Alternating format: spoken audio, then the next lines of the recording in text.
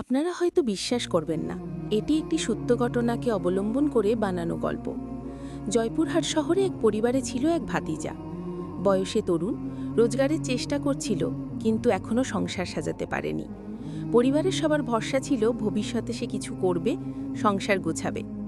কিন্তু তার দুর্ভাগ্য, একদিন নিজের চাচির সাথে গোপনে অবৈধ সম্পর্ক গড়ে ওঠে।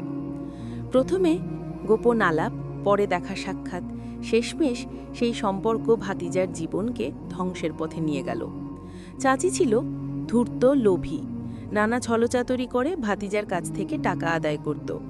চাকরির টাকা, সঞ্চয়ের টাকা, এমনকি ধার কর্জ করেও ভাতিজা তাকে টাকা দিত।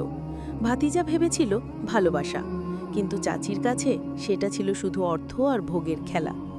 সময় গড়াতে লাগল, ভাতিজার হাতে আর টাকা রইল না, সংসার শুরু করার মতো সামর্থ্যও গেল না। বয়স বাড়ল, কিন্তু বিয়ে হলো না, কারণ চারপাশে তার নাম খারাপ হলো। মানুষের চোখে সে অবিশ্বাসী, দায়িত্বহীন আর অপমানিত এক যুবক। সবচেয়ে বড় কথা, যে টাকাগুলো দিয়ে সে সংসার দাঁড় করাতে পারত, সেই টাকায় গিয়েছিল অবৈধ সম্পর্কে। শেষমেশ একদিন লোকচক্ষুর সামনে এলো সত্য। সমাজের চোখে সে হেয় হলো, আর চাচিও তাকে ছেড়ে দিল। শিক্ষণীয় বার্তা: অবৈধ সম্পর্ক কখনো কারো জীবনে সুখ আনতে পারে না। সাময়িক আনন্দের পেছনে ছুটলে স্থায়ী শান্তি হারিয়ে যায়। অর্থ, সম্মান, ভবিষ্যৎ সব নষ্ট হয়ে যায় যদি মানুষ নিজের চরিত্রকে ধরে রাখতে না পারে।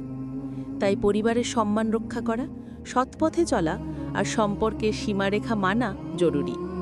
তাই অবৈধ সম্পর্ক শুধু মানুষকে নিঃস্বই করে না, সমাজে তার সম্মানও ধ্বংস করে। এরকম নিত্য নতুন গল্প পেতে চাইলে চ্যানেলটি সাবস্ক্রাইব করে পাশে থাকুন।